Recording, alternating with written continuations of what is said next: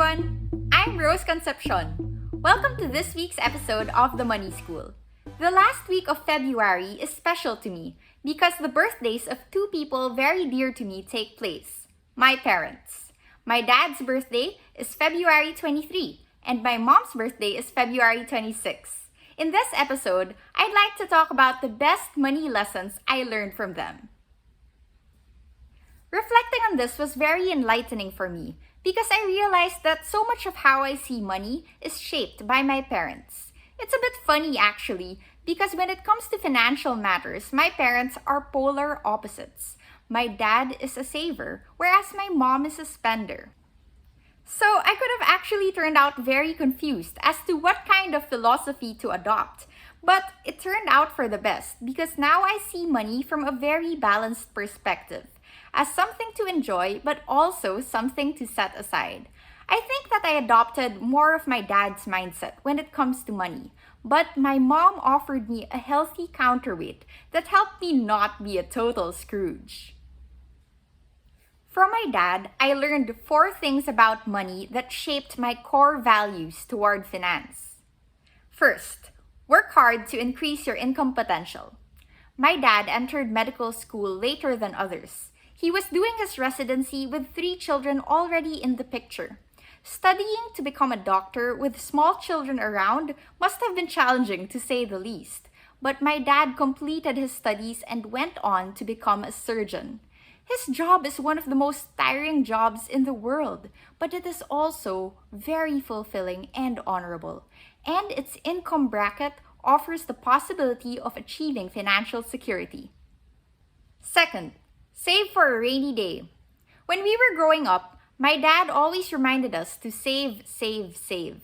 He demonstrated how saving money is as simple as making the conscious decision not to spend it.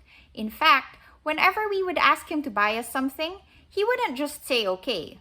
We needed to discuss with him our rationale for wanting or needing what was to be bought. As adults, my sisters and I carefully consider everything we buy, and we are less susceptible to making impulse purchases, thanks to my dad's guidance. Third, volume is king. My dad never paid for things on installment. Because he always had the full amount ready, he was able to negotiate lower prices. Our tuition was cheaper because he paid for it annually. Our cars were discounted and came with lots of freebies because he paid for them in full. Appliances were gotten at lower prices, available only for straight cash transactions. His insurance policies have lower management fees, and the investment component is maximized because he paid for them in one lump sum. Fourth, increase your income but maintain a simple lifestyle. My dad has always been frugal. While his colleagues enjoyed their hard-earned money, buying rest houses and nice cars, my dad continued to live as simply as he did when he was still a medical student. Even when he became Vice Chancellor of UP Manila, his usual lunch would be mongo and rice. At home, his meals on rotation are usually veggies during the weekdays, with meat reserved for weekends. His car is more than 10 years old now, but he's not replacing it as long as it's still running. His income went up, but he continued to live simply, which allowed him to be financially secure. I want to be able to achieve what he did with his money so that I too can enjoy a retirement free from financial stress, and so that I can be ready to support my son with his own dreams in the future. From my mom, I learned 3 money lessons which allow me to spend on the things that matter. First, treat yourself to things you love. As a child, I observed that the products that my mom would feel happy purchasing were things that added immense value to her life, like slacks that would last her decades, and makeup that was so easy for her to apply even when she was running late for her classes.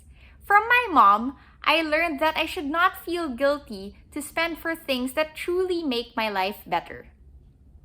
Second, invest in your health.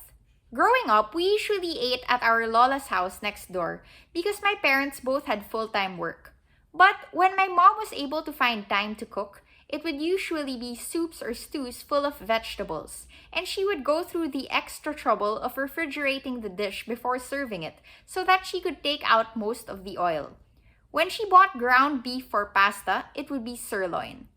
In the short term, choosing lean cuts and fresh produce will jack up the grocery bill, but in the long run, your body will thank you.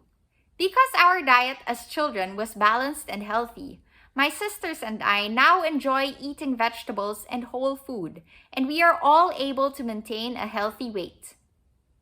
Third, invest in people. Be generous with your time and money. My mom is the ultimate giver. She gives freely to everyone around her, and because of this, so many people love and care for her in return. When she was hospitalized a few years ago, we kept a notebook with a long list containing the names of all the people who gave money to help us cover hospitalization and private nurse expenses. My mom taught me that money spent on other people is money well spent. Spend on others, especially those who need it most, and you will grow rich beyond measure.